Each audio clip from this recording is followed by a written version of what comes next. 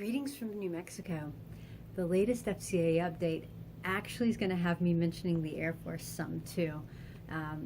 They asked if I'd be willing to go to Greenland for a few weeks. I totally said yes if I can keep these FCA balls that I'm juggling going. There's just too much awesome stuff going on. And they said okay.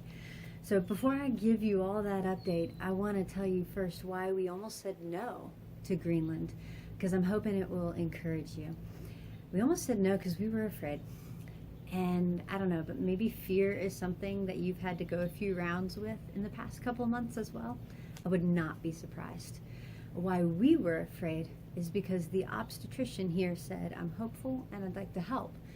But COVID kind of shut that down for a little bit, and to send me away would only further complicate or delay that.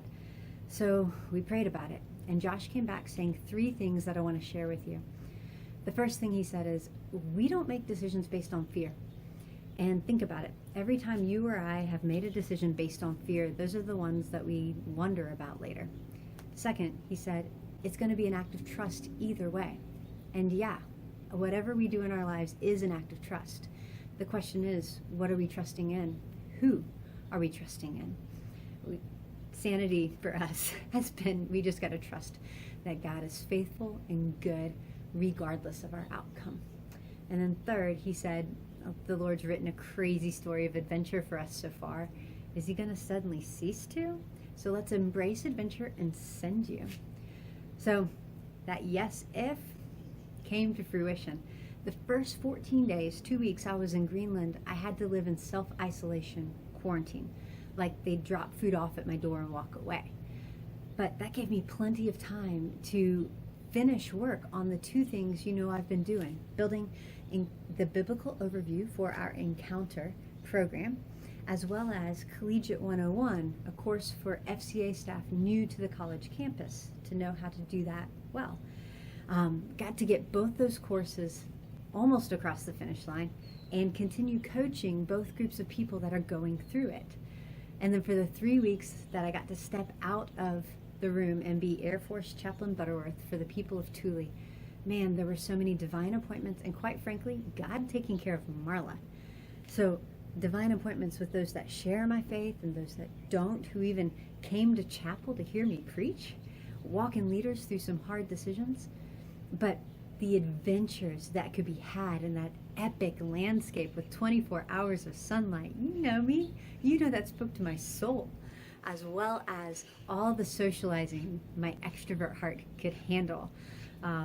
So first, thank you. Thank you for your encouragement. Those of you that reached out while I was in Greenland to check on me, just your excitement at everything we're doing with FCA. How you can pray. For for Encounter, we've actually had staff from different states and regions of the country call myself or Olivia and say, we think we want to bring Encounter to our city. Can you tell us more about what you're doing? What? And then for Collegiate 101, we have 2 cohorts going with people from all over the country, and we're about to stand up cohort number 3. What?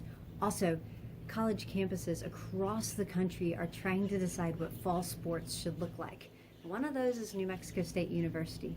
So we're waiting to hear what that's going to look like and praying, asking, is it time for me to engage with coaches and athletes over there? So thank you for loving us, encouraging us, going with us. Those of you that pray and give financially, literally, this is not my work, this is our work. Thank you so much for being a part of it. Let us hear from you, how we can do the same back for you. We love you, and until next time, God bless you, and may you have a great adventure.